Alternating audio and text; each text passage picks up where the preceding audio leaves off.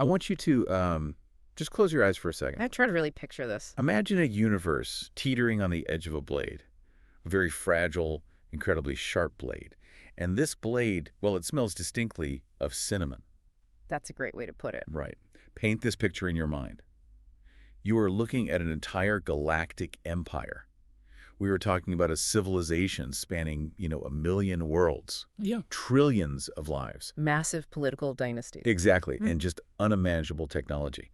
But absolutely everything in this sprawling civilization, I mean, from interstellar space travel to extended human lifespans, all of it hinges on one single thing. Just one irreproducible substance. The spice melange. If you control the spice, you control the universe. Yeah. But what happens when the person sitting on the highest throne decides they just don't want to play by that rule anymore? When they decide to just, print their own universe-controlling substance. It's the ultimate counterfeiting operation. You aren't just forging a currency at that point. You are attempting to forge the foundational biology and really the physics of your entire civilization. And that is exactly the precipice we are standing on today. We are. We are doing a deep dive into a truly incredible stack of source material today. We've been poring over excerpts from the sci-fi epic Prelude to Dune, specifically House Corrino. Which is just packed with detail. It really is. And our mission for this deep dive is to untangle this massive, multi-planet web of conspiracies. I mean, we have synthetic spice plots, Underground desert rebellions, cyborg royalty, and these hidden millennial-long genetic cold wars. And it is all happening simultaneously. And while that sounds, like a chaotic spread of events, there's a profound unifying thread running through all of this source material. Definitely. Because what these documents reveal is that no matter how brilliant a galaxy-spanning plan might be, no matter how much wealth or military might is behind it, it remains completely vulnerable to the one variable no emperor can map. Right, which is the chaotic, messy reality of human emotion. Love, grief, and honestly, a truly staggering amount of hubris. Oh, absolutely. By the end of this deep dive, you're going to see how the greatest, most calculating powers in the universe completely sabotage their own empires. Yeah. Simply because they refuse to factor in the human heart. It's a huge blind spot. Okay, let's unpack this. Let's start right at the top of the political food chain. I want to look at Padishah Emperor Shaddam IV. The Emperor of a Million Worlds, sitting on the Golden Lion throne on the capital planet of Caton. Right. And the thing that struck me right away reading these sources is how incredibly bored this man is. Oh, he is so checked out. He is sitting on this legendary throne, listening to supplicants beg for favors, and he is just entirely tuned out. But underneath that boredom, there is this simmering, dangerous resentment. Because he is starting to realize something, right? Exactly. Shaddam is realizing that his absolute power isn't actually absolute at all. He's completely dependent on the desert planet Arrakis. Which is the only known source of the spice melange. Right. And he needs it to keep his empire functioning. To understand why that dependency is so infuriating to him, we have to look at how power actually works in this universe. It is not a pure dictatorship. It's a tripod, isn't it? Exactly. You have the emperor and his military on one leg. You have the Landsraad, which is the assembly of all the noble great houses, on the second leg. Right. And on the third, you have the Spacing Guild, which controls all interstellar travel. And CHOAM. CHOAM is essentially the universal trade monopoly.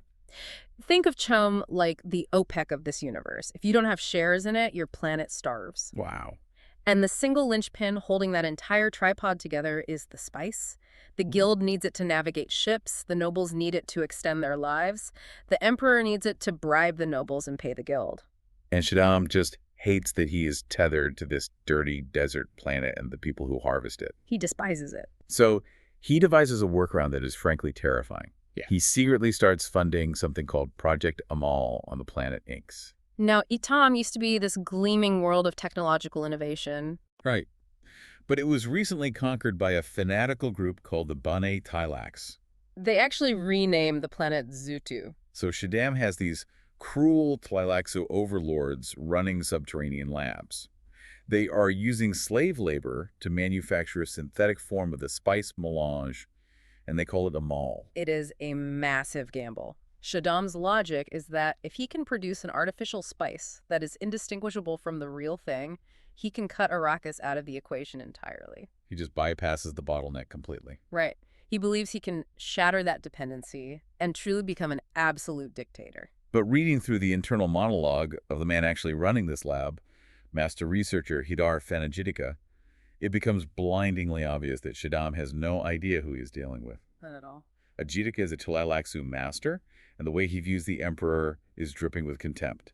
He literally refers to Shaddam and all outsiders as Powinda. Which basically means unclean heretics. Right. Shaddam thinks he's the puppet master because he's writing the checks. But Ajitika is pulling every single string.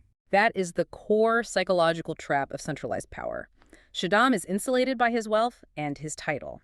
He assumes that because he commissioned the project, loyalty is guaranteed. But the Tleilax don't care about money, do they? No, they operate on fanatical religious motivations. To Ajitika, Shaddam isn't a sovereign to be respected. He is merely a temporary biological stepping stone, a tool to fund Tleilaxu supremacy. Okay, let's unpack this. It's like the CEO of a global tech monopoly secretly funding a rogue R&D lab to replace their flagship product. But the lead scientist is planning to steal the patent, blow up the building, and start a rival company. I mean, is the Emperor just incredibly naive to trust the Tleilaxu with something this vital? What's fascinating here is that absolute power breeds absolute blindness. Shaddam is so focused on eliminating Arrakis that he ignores the rot inside his own secret weapon. It's wild, because Ajitika's actual plan is just incredibly audacious. He has no intention of ever giving the working synthetic spice to the Emperor. He's actually developed a secret, highly potent version of the formula for himself, called Project Amal.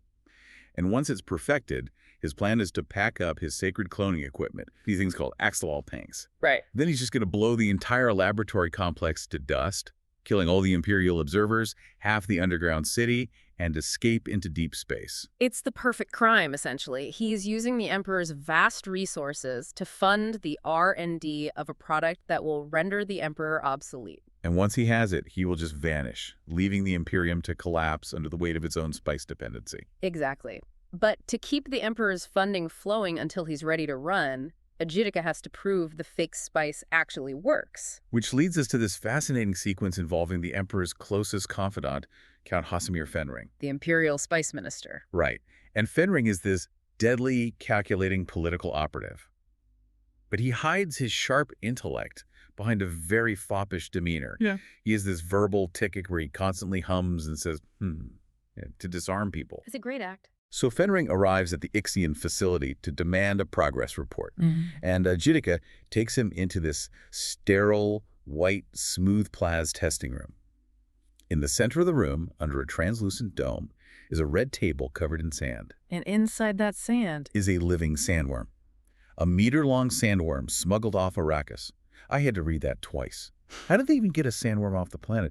I thought they were intimately tied to the desert ecosystem. They absolutely are, which makes smuggling one an incredibly dangerous and highly illegal logistical nightmare. I can imagine. Sandworms naturally die when removed from the deep desert of Arrakis, but with immense effort and specific environmental controls, you can keep a stunted one alive in a laboratory for a month or two. Wow. The Tleilaxu went to that extreme expense because the worm is the ultimate biological litmus test. Right, because the worms are the creatures that naturally create the spice on Arrakis. Exactly. So Ajitika takes a vial of this orangish, gooey Amal and just pours it into the sand. And the sandworm, which has these tiny crystal teeth deep in its throat, lunges out and devours the fake spice. And it digests it. It doesn't reject it. It doesn't die. It consumes the counterfeit spice as if it were the real thing. To understand why that matters, we have to look at the chemistry. The Tleilaxu aren't just making something that smells like cinnamon and looks orange. Right. They are attempting to replicate an extraordinarily complex organic compound down to the molecular level. If the Amal can fool the biological digestive tract of the very creature that produces natural melange, it proves the chemical mimicry is virtually flawless. So Ajitika uses this to tell Fenring, look, it works. It's just like real melange. But Fenring is way too smart to just accept a biological digestion test. He points out something crucial.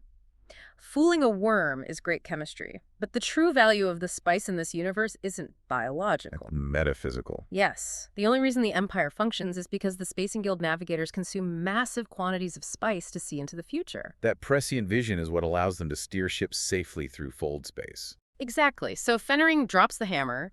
He says the only test that actually matters is whether this fake goo can trigger a cosmic vision in a navigator's mind. This is where the stakes escalate from a localized fraud to a potential galactic catastrophe. Oh, absolutely. The Spacing Guild maintains an absolute monopoly on space travel precisely because they are the only ones who can navigate safely. Right, so if you put fake spice into a navigator's life support tank and it fails to grant them genuine prescience. The results are immediate and fatal. A massive Highliner ship carrying millions of passengers and vital cargo would blindly crash into a star or be lost in the void forever. And what blew my mind is how Ajitika responds. He doesn't back down. He agrees to the test. He tells Fenring they need to slip the Amal into a navigator's tank. But the guild security is notoriously impenetrable. Right, so Ajitika offers to send one of his shape-shifting assassins, a face dancer. He'll send a face dancer along with Fenring to mimic a guild attendant and swap the spice. The sheer audacity. It's just staggering. If this single researcher pulls this off, he could blind the entire Spacing Guild and cripple the universe in an afternoon. It perfectly illustrates the fragility of Shaddam's reign. The Emperor surrounds himself with the overwhelming physical manifestations of his power. Look at the description of his throne room on Keaton. It's designed to make anyone who enters feel completely insignificant, right? Entirely. He is flanked by attendants who ignite ion torches, which are literally contained balls of blue and green lightning. Wow. The air in the room constantly smells of ozone and burning power. He drinks spiced coffee from eggshell delicate cups that cost a fortune. And after he takes one sip, he destroys the cup so no one else can ever claim the privilege of using it. It's just a colossal flex of wealth. Exactly, but it's an illusion. He is sitting in a manufactured thunderstorm of artificial authority, dreaming of a universe where he doesn't need Arrakis. But he is entirely blind to the fact that his own secret scientists are actively orchestrating his downfall. And while Shaddam is playing with lightning and chemistry sets, trying to engineer Arrakis out of existence, the people who actually live on Arrakis are taking matters into their own hands in a very violent way. Yes, they are. The Emperor is looking the other way, while the Harkonnens, the brutal family he put in charge of the desert planet, are ravaging the local population. But the local population, the Fremen, are not just sitting around taking it. We see a drastic shift in the source material here, moving from the sterile, failing, technological environment of Isaacs to the hyper-efficient, brutal reality of the deep desert.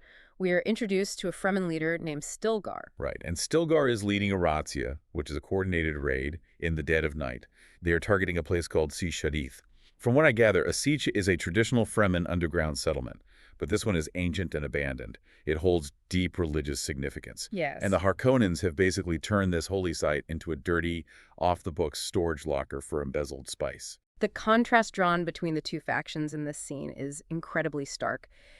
It tells you everything you need to know about why the Emperor's reliance on the Harkonnens is a fatal flaw. Definitely. You have the Freemen who are moving through the rocks with absolute silence.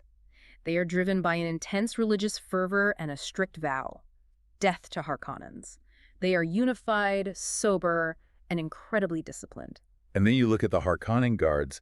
They are just a mess. They're sloppy, they're drunk on spiced beer, and they are completely oblivious to their surroundings. So oblivious. The sources mention the Harkonnens actually left out pieces of raw meat as a crude trap to catch small desert predators. Stilgar spots it instantly. It just highlights how completely out of their depth the Harkonnens are when they step outside their fortified cities. The tactical execution of the raid is terrifyingly precise. The Freemen cannot use projectile weapons or lasguns because the noise and energy signatures would echo through the caverns and alert the main garrison. So Stilgar and his comrade Turok use crisp knives. I want to pause on that because the detail here is fascinating. A crisp knife isn't just a piece of metal, is it? No, it's carved from the crystalline tooth of a dead sandworm. It's sacred to them.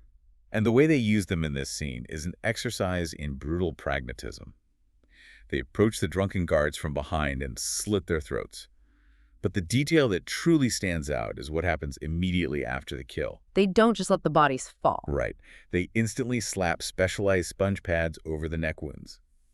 I read that and I had to stop to think about the mechanics of it. They're in the middle of a stealth combat operation, and their priority is absorbing the blood of their enemies. Why? Because on Arrakis, water is the ultimate currency. Blood contains moisture. To a Fremen, allowing that moisture to evaporate into the dry cavern air is a literal sin against their community. Wow. When Turok mutters, "waste of moisture," looking at a spilled drink, it isn't a casual complaint. It is a profound theological statement. Every single action a Freeman takes, even in combat, is inextricably tied to the biological survival of their tribe. That makes so much sense. They wear still suits that recycle their own sweat and urine into drinkable water. Capturing the moisture of their enemies is an extension of that exact same survival mechanism. So they move deeper into the siege, past these pale orange military glow globes, and they find that the Harkonnens have desecrated the space. They have propped human skulls and rotting bodies against the walls, just as sick trophies. Which absolutely infuriates Stilgar. They finally reach the central cavern, secure the Fremen, who had been enslaved as construction workers, and capture dozens of Harkonnen guards who were literally asleep among empty bottles. But Stilgar doesn't execute them immediately. He employs a psychological tactic suggested by his leader, the Imperial planetologist Liet Kynes. He confronts the Harkonnen captain, a man described with quivering jowls and a high forehead, and Stilgar tells him that this entire massive spice stockpile is illegal and unregistered. He claims he is confiscating it in the name of the Emperor. And the Harkonnen captain actually sneers at him. Yeah. He's entirely surrounded by heavily armed desert warriors, and his inherent class prejudice is so deep that he still looks down on Stilgar.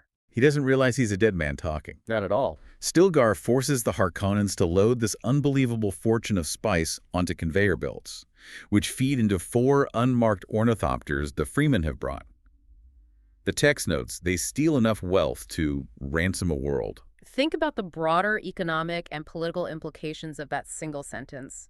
The Freemen are no longer just a localized nuisance conducting hit-and-run tactics for survival. Right. They just secured an infinite, untraceable resource. What does an indigenous, religiously motivated rebellion do with enough off-the-books wealth to buy a planet? That's a scary thought for the Emperor. They use it to bribe the Spacing Guild to keep satellites out of the sky.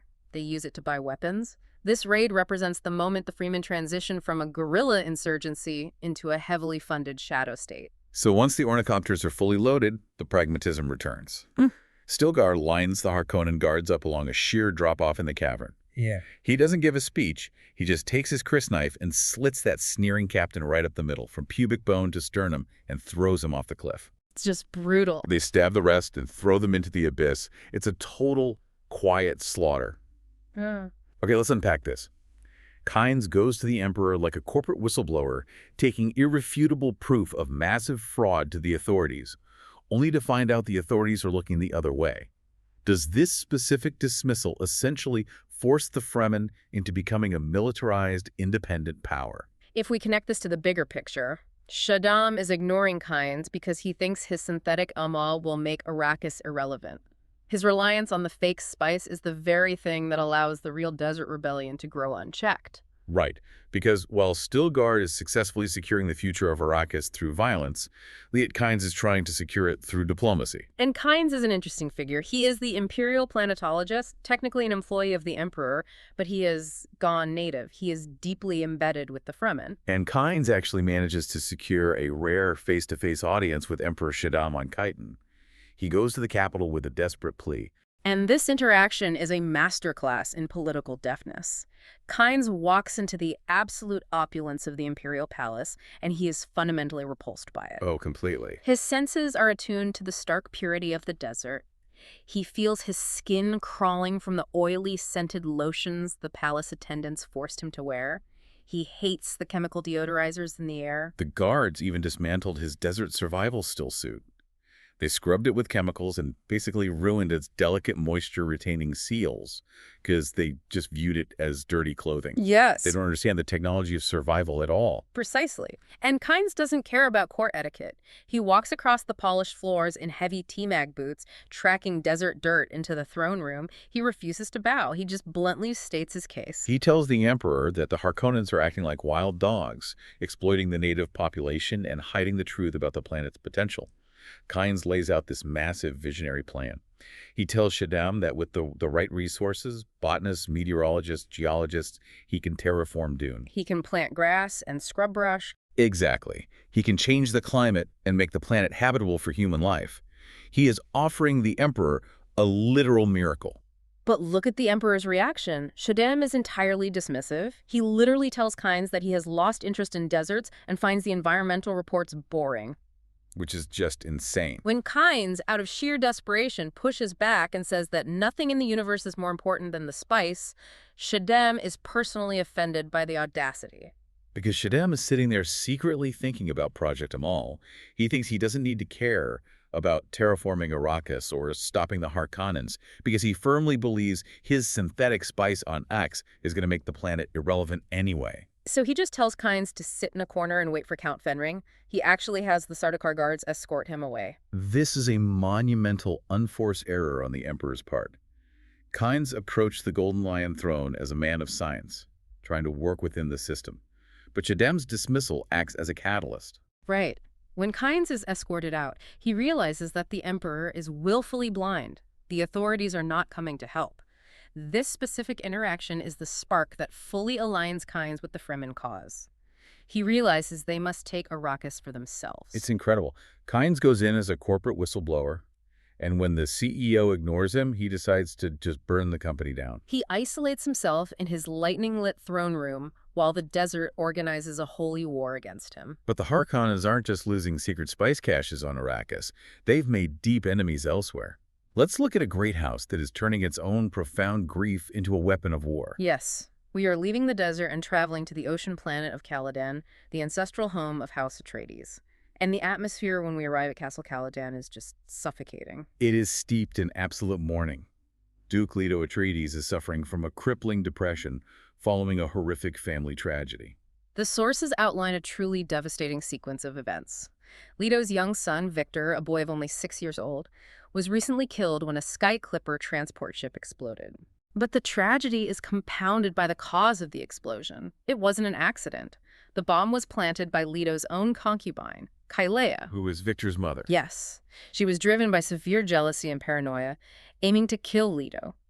When she realized she had murdered her own child instead, Kylea threw herself from a high tower in suicide. It's an unimaginable weight for Leto to carry, the betrayal of his partner and the death of his heir. But the explosion also claimed another victim, right?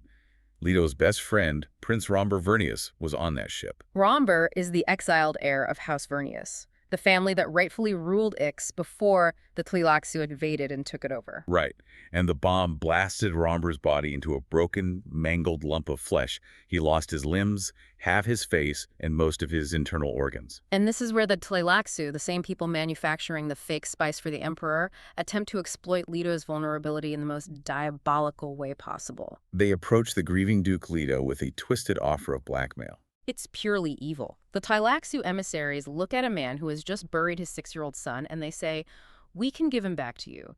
They offer to use their axolotl tanks to grow a gola of Victor. Okay, we should clarify what a gola is in this context. It is not just a simple clone, right? Correct. The Tleilaxu flesh vats, the axolotl tanks, can take cellular material from a deceased person and grow a physically identical replica. But the true horror and temptation of a gola is that, under specific, severe trauma, the Tleilaxu claim they can awaken the original cellular memories of the deceased. Wait, really? Yes, they are quite literally offering Leto the resurrection of his child. But there is a terrifying catch. To do this, the Tleilaxu demand two things. First, Leto must provide clean DNA samples from both the Atreides and Vernius bloodlines. Second, he must hand over the mangled, living body of his best friend, Romber. It is a profound moral test. Think about the agonizing position Leto is in. The Tleilaxu view human beings merely as biological raw material. They assume that Leto's grief will override his ethics. They assume he will trade a broken friend for a perfect son. So what does this all mean? The Tleilaxu literally weaponized Leto's grief. It's like a hostage negotiator, offering you the one thing you want most in the world, but the price is your soul. Did the Tleilaxu miscalculate by underestimating Leto's moral compass? This raises an important question. The Tleilaxu don't understand honor, they only understand biology. Because Leto refuses to give them DNA willingly, the Tleilaxu are now forced to go to extreme, desperate lengths to steal it. Because Leto says no. He flatly refuses the blackmail. The strength of character that takes is staggering. He knows the Tleilaxu hate House Atreides and House Vernius. If he willingly hands over their genetic codes, the Tleilaxu could engineer tailor-made diseases to wipe out his family. Or grow clones of Leto and Romber just to publicly torture them for propaganda. Yeah. Leto chooses loyalty to his living, suffering friend over the seductive illusion of bringing his child back from the dead. Well, It proves the unshakable moral foundation of House Atreides. He protects his house and his honor, even when it breaks his own heart. And because he refuses to surrender Romber to the flesh manipulators, Leo takes a radically different approach to saving his friend's life. He hires a Sook doctor, Wellington Yue, to rebuild Romber as a cyborg. This brings us to a really grim banquet scene at Castle Caladan. Right, the servants are in green livery, there are nutmeg-scented candles burning. The cook has prepared this exquisite parrotfish wrapped in aromatic leaves with juniper berries. But nobody has any appetite. Lady Jessica, Leto's Bene Gesserit concubine, has quietly removed the little chair that used to sit at the table for young Victor, just to spare Leto the visual pain. Leto's just staring at the door, waiting. He is waiting for Romber's first public appearance since the surgery. And what comes through those doors is a walking controversy. Romber comes lurching into the dining hall, and he has been transformed into a cyborg. His face is a patchwork of artificial and natural skin. He's wearing his purple and copper House Vernius robes, but his legs are these powerful, awkward mechanical pistons. His hands look like armored gauntlets, and his arms are described as hanging like circuit-patterned oars. We need to understand why this is such a shock in this universe. Thousands of years prior, humanity fought a devastating war against thinking machines called the Butlerian Jihad. The primary commandment left after that war was, "Thou shalt not make a machine in the likeness of a human mind." Cybernetics, while not explicitly AI, skirt dangerously close to that religious taboo. Dr. Yu is circling Romber like an anxious ferret, constantly checking data readings from his cybernetic implants. Leto actually apologizes to Romber for having to rely on mechanical replacements. But Romber's response is brilliant. He stops the Duke and says, "I come from Inex, so I appreciate the marvels of technology." It is a profound statement of defiance. The Tleilaxu conquered his planet because they view Ixian technology as heretical. They believe flesh is the only pure medium.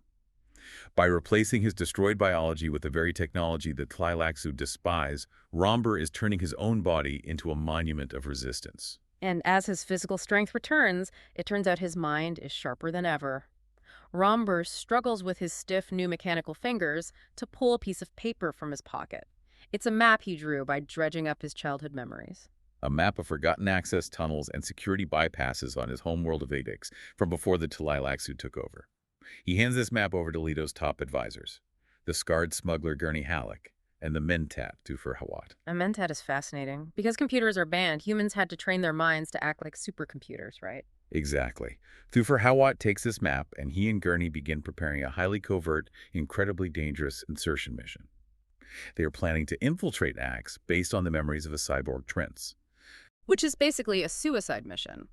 The sources note that for decades, spies have tried to penetrate the Tleilaxu defenses on Eves, and they either fail to breach the atmosphere or they just never come back. Tufir and Gurney are walking directly into the belly of the beast.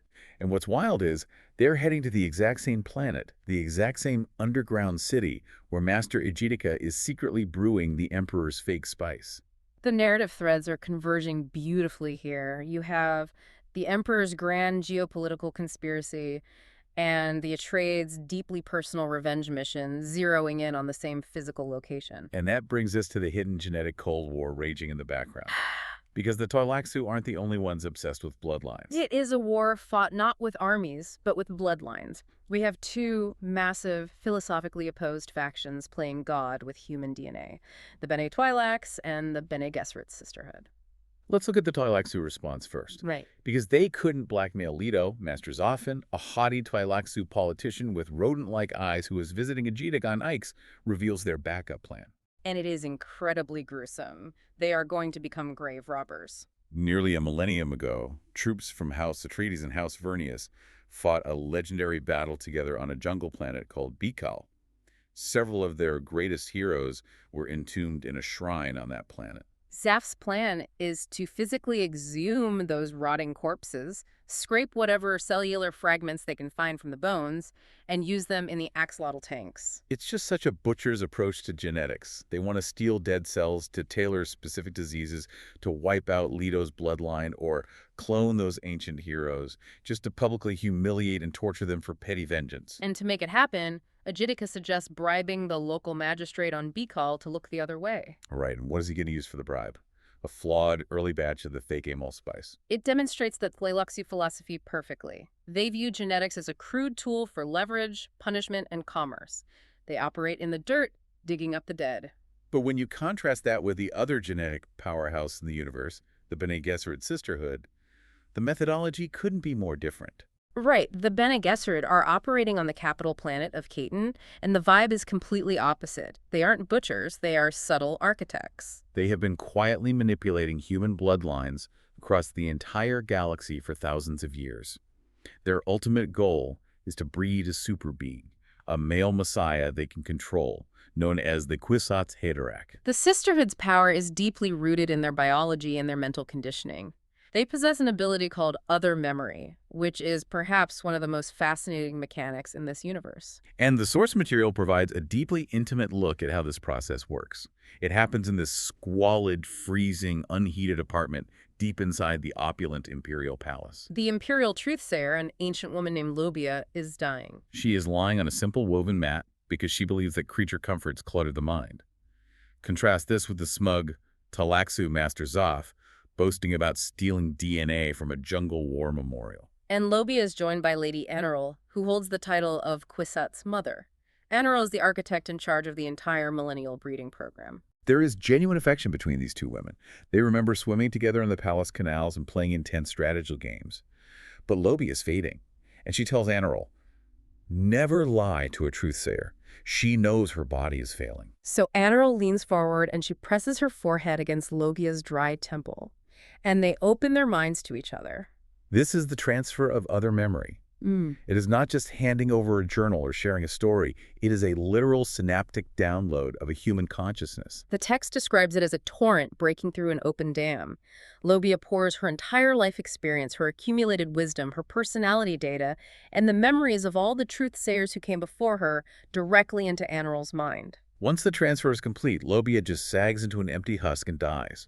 But her essence lives on inside Eneral. It is beautiful, but it's also incredibly eerie. The Sisterhood never truly loses the wisdom of its members. They just accumulate it like a living library. Immediately following this profound emotional transfer, another high-ranking member arrives.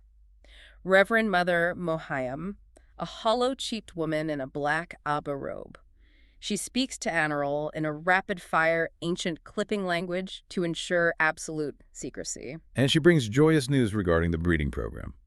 Mohayam announces that Lady Jessica, Leto's concubine back on the water planet of Caladan, is finally pregnant. This is a monumental milestone for them. Mohayam believes this pregnancy is the culmination of millennia of meticulous calculations.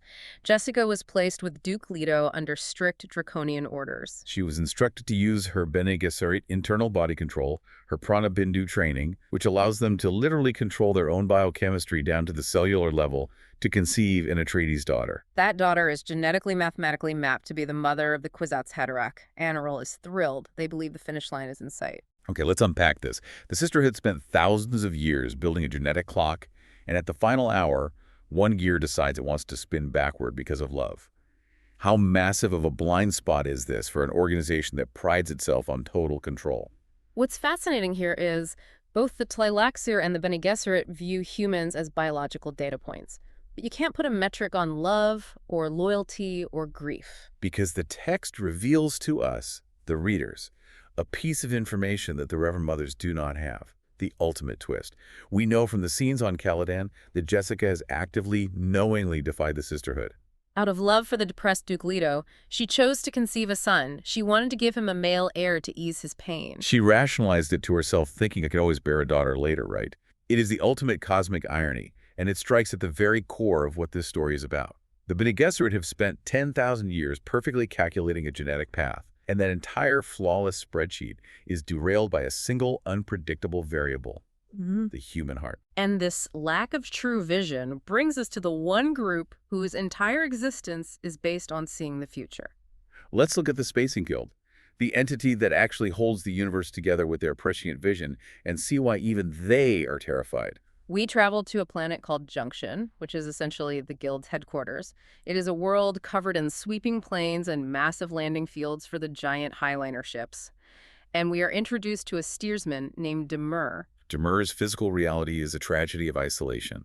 He swims in a sealed tank of pure spice gas. Once a Nixian boy, he is mutating into a navigator. He still feels this lingering sadness about what he lost. He remembers his twin brother, Sea Tear. He remembers his home. When he looks at a damaged Highliner where an older navigator died, he feels a flicker of mourning. But he actively tries to crush those feelings. He views his own humanity as a weakness that prevents him from being a perfect computational machine for the Guild. We also learn of a terrifying failed experiment in the Guild's history, a project called GuildLink. Right. Demur and his twin brother attempted to use their inherent mental connection, enhanced by the spice, to achieve instantaneous telepathic long-distance communication across the galaxy. But the text notes, it was a catastrophic failure that resulted in brain-dead navigators. The Guild immediately scrapped the project because navigators are just too expensive to risk. They actually have a sprawling memorial field on Junction marked with neat white stones for dead pilots. It shows that despite their immense power, the Guild is incredibly risk-averse. They trade entirely on infallibility. Before Demur ships out for his next tour of duty, his tank is carried to a structure called the Oracle of Infinity. This is a large, clear plasma globe containing an ever-changing nebula of gold stars and swirling cosmic dust. It is a place of communion where navigators go to enhance and refine their prescient abilities before guiding ships through fold space. When Demur closes his eyes inside the Oracle, the spice gas stretches his mind. He feels his consciousness expanding to encompass the mutated faces of thousands of other navigators, opening his mind to all possible futures. Imagine you are driving a car at 100 miles an hour down a winding mountain road in the pitch black of night, and you have no headlights. That is a ship moving through fold space. You are moving faster than the speed of light. If you miscalculate by a fraction of a degree, you emerge inside the heart of a star. So the spice prescience acts as a drone flying a mile ahead of your car, whispering in your ear exactly where the turns are before you even reach them. The navigator sees the safe path through the future before the ship actually travels it. Exactly. But here is the terrifying part of Demur's vision. Inside the Oracle of Infinity, the golden images fade away, and Demur is left staring into an ominous, terrifying void. He senses that powerful, unpredictable forces are moving in the shadows of the cosmos, forces that even the Oracle, even the combined prescience of the Guild, cannot map or predict. He realizes that the universe is profoundly dangerous and that blind humans like Emperor Shaddam have no idea what they are tinkering with. Because remember what's happening back on the machine planet of Inek. Count Fenring insisted that the ultimate test for the fake Amal is to put it inside a navigator's tank. And Agitica agreed to send a face dancer shapeshifter with Fenring to bypass guild security and infiltrate a navigator. Here's where it gets really interesting. The navigators are basically the universe's ultimate GPS system, but Duner's GPS is showing a massive, terrifying blank spot on the map. If this shape-shifting face dancer slips fake spice into a navigator's tank, could it permanently blind the entire guild? If we connect this to the bigger picture, the guild trades solely on their infallibility. If even one Highliner vanishes because of fake spice, the entire galactic economy and the myth of guild perfection collapses overnight. And what happens if the Agiticus Agidamal actually works on a navigator? If the Talaigzu control the one thing the guild needs, the guild will become their slaves, effectively handing the universe to Agitica. It is a profound study in the limits of control. So to wrap up, let's bring you back to the central theme here. We've mapped out a universe where everyone is desperately trying to manufacture, steal, or hoard power. Shaddam and his synthetic Amal. Stilgar and his stolen melange. The Talaxu robbing graves for DNA. The Bene Gesserit trying to breed a messiah. And the guild blindly trusting their spice tanks. And in every single instance, those elaborate structures are ultimately undone by the chaotic, unquantifiable variables of human nature. I want to leave you with one final chilling thought to mull over, something that builds on the mechanics we've been discussing but hasn't been explicitly stated yet. We know that Amal can physically mimic the spice well enough to fool a sandworm's digestion. The chemistry is solid. But the spice melange doesn't just do physical things to the body, it alters the metaphysical properties of the human mind. It triggers a navigator's prescience to physically fold space and time. It unlocks a Bene Gesserit's other memory to literally speak with the dead consciousness of their ancestors. Right. So if a synthetic, laboratory-grown substitute replaces the organic, desert-born spice, what happens to those metaphysical powers? Does a fake spice create a fake future? Oh, wow, that is terrifying. If a navigator relies on artificial spice, are the stars they see in their mind even real? Or are they just hallucinating a universe that doesn't exist right before they steer a ship full of millions of people into a sun? Think about that universe petering on that cinnamon-scented knife edge, completely blind to the fall. Thank you so much for joining us on this deep dive into the hidden layers of the universe. Keep questioning the source of your information and keep looking for the blind spots.